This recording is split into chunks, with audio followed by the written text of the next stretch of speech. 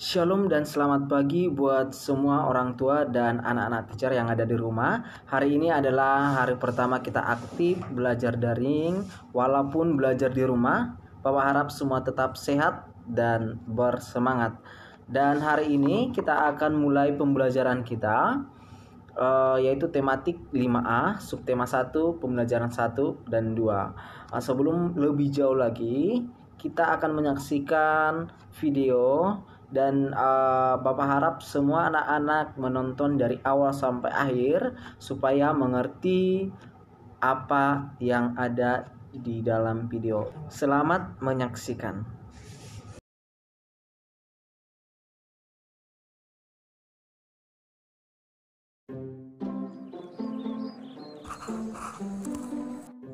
Apa yang sedang kamu lakukan, Nak? Aku memperhatikan kelinci-kelinci itu, Ayah. Lucu sekali. Bulu-bulunya tebal dan gerakannya sangat lincah. Kenapa kelinci-kelinci itu bisa meloncat dan lari semacam itu, ya? Kelinci itu bisa bergerak karena didukung organ-organ geraknya, Nak. Pada dasarnya, organ gerak kelinci dan hewan lainnya hampir sama dengan organ gerak manusia. Jadi, tanpa organ gerak, kita tidak bisa melakukan apapun, Ayah. Tepat sekali, anakku. Wah, aku jadi ingin tahu lebih banyak tentang organ gerak hewan dan manusia, Ayah. Bagus sekali, Nak. Ayah punya buku cerita yang bisa kau baca dan kamu pelajari. Ayo masuk ke rumah, Nak. Ayah akan tunjukkan padamu. Sekarang, coba kamu baca buku di depanmu itu, anakku. Baiklah, Ayah. Organ gerak manusia dan hewan. Salah satu ciri dari makhluk hidup adalah bergerak. Secara umum, gerak dapat diartikan berpindah tempat atau perubahan posisi sebagian atau seluruh bagian dari tubuh. Makhluk hidup akan bergerak apabila ada rangsangan yang mengenai sebagian atau seluruh bagian tubuhnya. Gerak pada manusia dan hewan menggunakan organ gerak yang tersusun dalam sistem gerak. Organ gerak berguna untuk berjalan, berlari, melompat, meloncat, memegang, menggali, memanjat, berenang, dan sebagainya. Organ gerak pada hewan dan manusia memiliki kesamaan. Alat-alat gerak yang digunakan pada manusia dan hewan ada dua macam, yaitu alat gerak pasif berupa tulang dan alat gerak aktif berupa otot. Kedua alat gerak ini akan bekerja sama dalam melakukan pergerakan. Kerjasama antara kedua alat gerak tersebut membentuk suatu sistem yang disebut sistem gerak. Tulang disebut alat gerak pasif karena tulang tidak dapat bergerak dengan sendirinya. Tanpa adanya alat gerak aktif yang mempengaruhi tulang, maka tulang-tulang pada manusia dan hewan akan diam dan tidak dapat membentuk alat pergerakan yang sesungguhnya. Walaupun merupakan alat gerak pasif, akan tetapi tulang mempunyai peranan yang besar dalam sistem gerak manusia dan hewan. Otot disebut alat gerak aktif karena otot memiliki suatu senyawa kimia yang membuatnya dapat bergerak. Pada saat otot yang menempel pada tulang bergerak, otot tersebut akan membuat tulang bergerak. Aku telah selesai membacanya, Ayah. Apakah kamu tahu, anakku, ada berapa paragraf dalam bacaan tersebut? Bacaan berjudul organ gerak manusia dan hewan terdiri atas 5 paragraf, Ayah. Tepat sekali. Masing-masing paragraf dari bacaan tersebut tersusun dari ide atau gagasan pokok ditambah dengan kalimat-kalimat pengembang. Apa yang dimaksud ide pokok dan kalimat pengembang itu, Ayah? Ide pokok adalah gagasan yang menjadi dasar sebuah paragraf. Ide pokok disajikan ke dalam bentuk kalimat utama. Kalimat utama yang memuat ide pokok ini bisa berada di awal paragraf, di tengah paragraf, atau di akhir paragraf. Coba kamu perhatikan paragraf pertama dari bacaan tersebut. Ide pokok dari paragraf pertama adalah salah satu ciri dari makhluk hidup adalah bergerak. Sedangkan kalimat pengembangnya adalah secara umum, gerak dapat diartikan berpindah tempat atau perubahan posisi sebagian atau seluruh bagian dari tubuh makhluk hidup. Aku masih belum paham, Ayah, bagaimana cara menentukan ide pokok dalam sebuah bacaan. Untuk menentukan ide pokok dari bacaan, yang pertama kamu lakukan adalah membaca kalimat dalam paragraf satu demi satu. Lalu, kamu bisa menentukan inti paragraf tersebut. Inti paragraf itulah yang disebut ide pokok atau pikiran utama. Aha, aku sudah mulai mengerti, Ayah. Kalau kamu sudah paham, sekarang cobalah untuk mencari ide pokok dari setiap paragraf bacaan tersebut. Baiklah, Ayah. Ide pokok paragraf kedua adalah gerak pada manusia dan hewan menggunakan organ gerak yang tersusun dalam sistem gerak. Ide pokok paragraf ketiga adalah organ gerak manusia dan hewan memiliki kesamaan, yakni tulang dan otot. Ide pokok paragraf keempat adalah tulang merupakan alat gerak pasif. Sedangkan ide pokok paragraf kelima adalah otot merupakan alat gerak aktif. Bagaimana dengan jawaban saya tadi, Ayah? Luar biasa, kamu telah menjawabnya dengan tepat, anakku. Terima kasih, Ayah. Sekarang aku tahu ide pokok adalah ide atau gagasan yang menjadi dasar atau pokok pengembangan sebuah paragraf. Sedangkan fungsi dari ide pokok ini adalah untuk menjadi dasar pengembangan sebuah paragraf. Apakah benar begitu, Ayah? Benar sekali yang kamu katakan, anakku. Sekarang, dengan adanya ide pokok, kamu juga harus bisa untuk membuat kalimat pengembangnya. Cobalah untuk membuat kalimat pengembang dari ide-ide pokok dalam buku ini, anakku. Baiklah, Ayah. Aku akan mencoba membuat kalimat-kalimat pengembangnya. Paragraf pertama. Organ gerak manusia dan hewan terdiri dari dua macam. Ada organ gerak pasif, yakni tulang. Ada juga organ gerak aktif, yakni otot. Tulang dan otot memiliki fungsi masing-masing dalam sistem gerak manusia dan hewan. Paragraf kedua. Organ gerak banyak sekali fungsinya. Dengan organ gerak, kita dapat melakukan gerakan-gerakan dalam kegiatan sehari-hari, misalnya berjalan, berlari, memanjat, berenang, dan lain-lain. Paragraf ketiga. Tanpa organ gerak, manusia tidak akan bisa melakukan gerakan apa-apa. Manusia tidak akan bisa melakukan aktivitas sehari-hari. Hal tersebut dikarenakan organ gerak adalah sistem yang meneruskan perintah dari otak dalam mengendalikan gerakan-gerakan, baik gerakan spontan ataupun yang tidak spontan. Bagaimana kalimat-kalimat pengembang yang sudah saya buat, Ayah? Tepat sekali, anakku. Sekarang kamu sudah bisa menentukan ide pokok dan juga membuat kalimat-kalimat pengembang berdasarkan ide pokok tersebut. Terima kasih, Ayah. Banyak sekali pengetahuan yang saya dapat hari ini.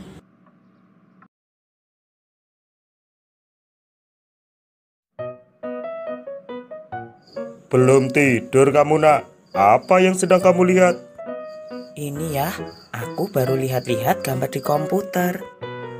Gambar apa? Coba ayah lihat. Seperti komik ya, ini gambarnya. Oh, itu gambar cerita, nak. Gambar cerita, apa itu ya?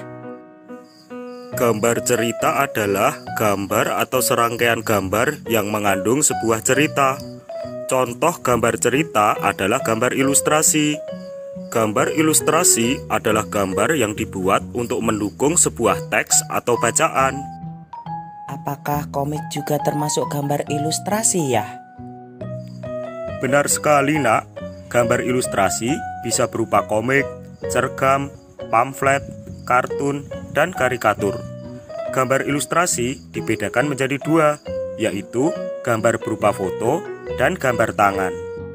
Wah, aku jadi ingin buat gambar cerita ya. Baiklah Vito, sekarang kamu tidur dulu. Besok pagi ayah akan ajarkan kepadamu membuat gambar cerita.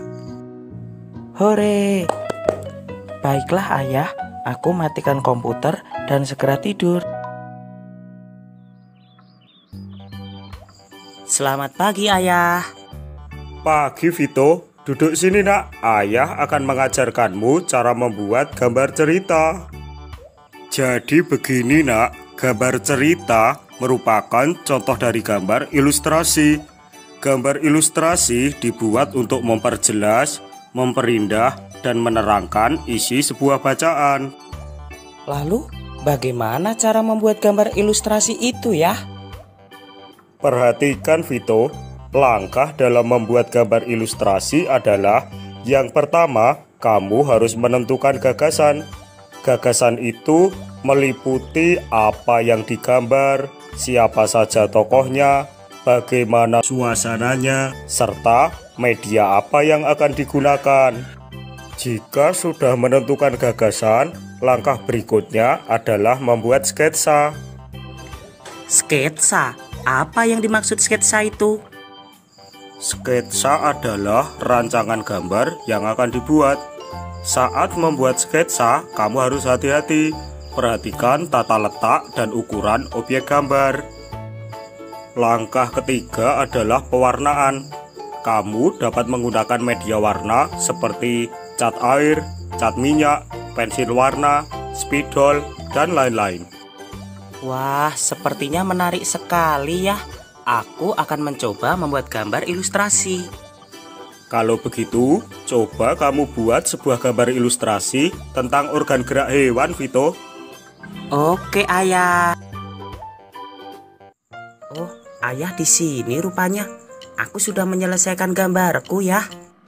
Benarkah? Coba sini nak, ayah mau lihat. Ini ya, gambar-gambarku aku susun menjadi sebuah cerita. Bisakah kau bacakan cerita itu, Vito? Baik ayah. Hewan piaraanku. Aku memiliki hewan peliharaan, kelinci. Seminggu yang lalu, kelinciku melahirkan 3 ekor anak. Anak-anak kelinci itu masih menyusu pada induknya. Setiap hari, aku merawat dan memberi makan kelinciku. Aku memberi makan wortel dan sayur-sayuran. Dengan makanan ini, kelinci mendapat energi untuk melakukan aktivitasnya. Kelinciku aktif bergerak ke sana kemari. Kelinci bergerak dengan cara meloncat menggunakan kakinya. Kaki belakang kelinci lebih kuat dan panjang dibandingkan dengan kaki depannya. Wah, gambar dan cerita yang sangat bagus, nak. Terima kasih, ayah. Ngomong-ngomong soal kelinci, tahukah kamu kalau kelinci dan hewan mamalia lainnya termasuk hewan vertebrata? Hewan vertebrata? Apa itu ya? Hewan vertebrata adalah hewan bertulang belakang. Hewan vertebrata dibagi menjadi beberapa kelompok, yaitu Pisces atau golongan ikan, reptilia atau binatang melata, mamalia atau binatang menyusui, amfibi yaitu katak, dan aves atau bangsa ayam dan burung. Berarti cara gerak hewan-hewan itu berbeda semua ya? Benar yang kau katakan, nak. Setiap hewan memiliki organ gerak dan fungsi yang berbeda-beda. Aku sangat penasaran dan ingin tahu lebih jauh tentang organ gerak hewan, ayah. Baiklah Vito, ayo ikut ke ruang kerja ayah. Ayah akan tunjukkan dan jelaskan dengan virtual reality. Yes, ini yang saya tunggu-tunggu, ayah. Mengapa aku memakai kacamata seperti ini ya? Itu adalah kacamata virtual reality, nak. Dengan teknologi itu, kamu dapat berinteraksi dengan lingkungan di dunia maya yang akan ayah simulasikan dengan laptop ini. Wah, aku sudah tidak sabar. Ayo ya, kita mulai. Oke. Wah, aku merasa sedang di tengah hutan ya. Benar anakku, apakah kamu melihat hewan di sana? Iya ya, aku melihat kambing yang sedang berjalan. Kambing merupakan hewan mamalia yang memiliki tulang belakang.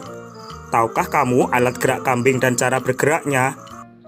Iya, aku tahu ya, alat gerak kambing adalah kaki. Kambing bergerak dengan cara berjalan. Nah, sekarang coba sebutkan semua hewan-hewan yang kamu lihat dan jelaskan alat gerak dan cara geraknya. Baiklah, Ayah.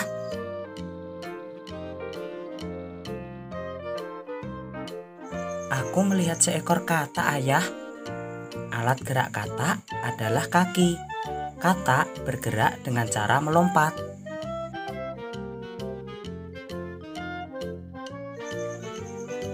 Sekarang aku melihat 2 ekor ayam, Ayah.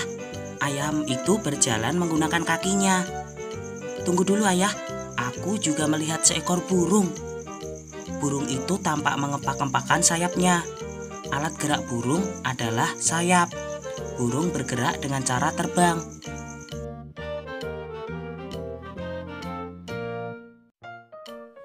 Sekarang aku melihat seekor ular yang berjalan, Ayah. Ular tersebut berjalan menggunakan otot perutnya. Apakah ini yang dikatakan hewan melata, Ayah? Benar sekali, Nak. Wah, ada buaya juga. Buaya juga termasuk hewan melata. Buaya bergerak menggunakan kaki dan menempelkan perutnya ke tanah. Wah, menyenangkan sekali ya. Apakah masih ada lagi? Sekarang coba kamu lihat lagi. Aku melihat sebuah bacaan dengan gambar ilustrasi ikan ya. Kamu tentu masih ingat bagaimana cara mencari ide pokok dalam bacaan. Nah, sekarang coba bacalah dengan seksama dan tentukan ide pokok dari masing-masing paragraf tersebut. Baiklah ya. Gerak ikan dalam air. Ikan memiliki sistem gerak yang unik. Sistem gerak pada ikan berbeda dengan hewan vertebrata yang lain. Hal tersebut dikarenakan habitat ikan adalah di air. Salah satu bentuk tubuh yang paling banyak dimiliki oleh hewan air adalah bentuk rudal. Bentuk tubuh ini memungkinkan ikan meliuk ke kiri dan ke kanan. Bentuk tubuh yang seperti ini juga berfungsi untuk mengurangi hambatan pada saat bergerak di dalam air. Ekor dan sirip ekor yang lebar berfungsi untuk mendorong gerakan ikan dalam air. Tahukah kamu, ikan dapat berenang karena memanfaatkan bentuk tubuhnya yang unik. Ikan memiliki gelembung renang dalam tubuhnya yang berguna untuk mengatur gerak naik dan turun. Ikan memiliki susunan otot dan tulang belakang yang fleksibel untuk mendorong gerakan ekornya di dalam air. Sebagian besar ikan menggunakan gerak tubuh ke kanan dan ke kiri bersama dengan sirip ekornya untuk menghasilkan gaya dorong ke depan. Ikan yang bergerak dengan sirip samping dan sirip tengah cocok hidup di terumbu karang. Jenis ikan ini tidak dapat berenang secepat ikan yang menggunakan tubuh dan sirip ekornya. Ide pokok paragraf pertama adalah ikan memiliki sistem gerak yang unik. Sedangkan ide pokok pada paragraf kedua adalah salah satu bentuk tubuh yang paling banyak dimiliki oleh hewan air adalah bentuk rudal. Ide pokok paragraf ketiga adalah ikan memiliki gelembung renang dalam tubuhnya yang berguna untuk mengatur gerak naik dan turun. Bagus sekali, Vito. Sekarang kamu sudah memahami organ gerak pada hewan vertebrata. Kamu juga sudah bisa menentukan ide pokok dan mengembangkan ide pokok menjadi sebuah paragraf. Selain itu, kamu juga sudah mampu untuk membuat gambar cerita. Ayah sangat bangga padamu, Nak. Terima kasih ya, karena telah banyak mengajarkanku banyak hal. Setelah melihat ataupun menyaksikan video tadi, Bapak harap sedikit banyaknya anak-anak sudah tahu ataupun sudah paham tentang ide pokok paragraf, alat gerak pada hewan, dan gambar cerita. Di sini Bapak akan menjelaskan sebagai kesimpulan dari video tersebut. Yang pertama adalah ide pokok. Ide pokok adalah inti ataupun gagasan yang terdapat di dalam sebuah paragraf. Yang kita tahu tadi dikatakan bahwa paragraf adalah kumpulan dari beberapa kalimat. Kalimat itu ada dua. Yang pertama adalah kalimat utama dan yang kedua adalah kalimat penjelas. Kalimat utama adalah kalimat yang mengandung inti dari paragraf itu sendiri. Sedangkan kalimat penjelas adalah kalimat yang menjelaskan kalimat utama. Ya, seperti contoh berikut ini. Kaktus mempunyai adaptasi khusus untuk bertahan hidup di kondisi yang kering. Batangnya tebal untuk menampung air. Akarnya sangat panjang sehingga bisa menjangkau tempat yang jauh untuk mencari air. Dinding batangnya dilapisi lapisan semacam lilin untuk mengurangi penguapan. Kaktus pun memodifikasi daunnya sehingga berbentuk duri untuk mengurangi kadar penguapan. Setelah kita lihat dan kita mau membedakan mana kalimat utama, mana kalimat penjelas dalam teks ini, langkah pertama yaitu kita hanya fokus ke kalimat pertama dan terakhir ya untuk menentukan kalimat utamanya. Kalau kita lihat kalimat pertamanya, kaktus mempunyai adaptasi khusus untuk bertahan hidup di kondisi yang kering. Sedangkan kalimat terakhirnya, kaktus pun memodifikasi daunnya sehingga berbentuk duri untuk mengurangi kadar penguapan. Jikalau kita membandingkan kedua kalimat ini, akan kita lihat bahwa kalimat kelima adalah kalimat yang menjelaskan kalimat pertama. Jadi kesimpulannya, kalimat utamanya terdapat di kalimat pertama, yaitu kaktus mempunyai adaptasi khusus untuk bertahan hidup di kondisi yang kering. Dan kalau kita lihat kalimat sampai kalimat kelima ataupun sampai kalimat terakhir, itu adalah kalimat yang menjelaskan bahwa kaktus bisa bertahan hidup. Oke, seperti itu penjelasan untuk menentukan kalimat utama. Selanjutnya, paragraf dibagi menjadi 3 berdasarkan letak kalimat utamanya. Yang pertama, paragraf deduktif. Paragraf deduktif adalah paragraf yang kalimat utamanya berada di awal paragraf. Yang kedua, paragraf induktif. Paragraf induktif adalah paragraf yang kalimat utamanya berada di akhir paragraf.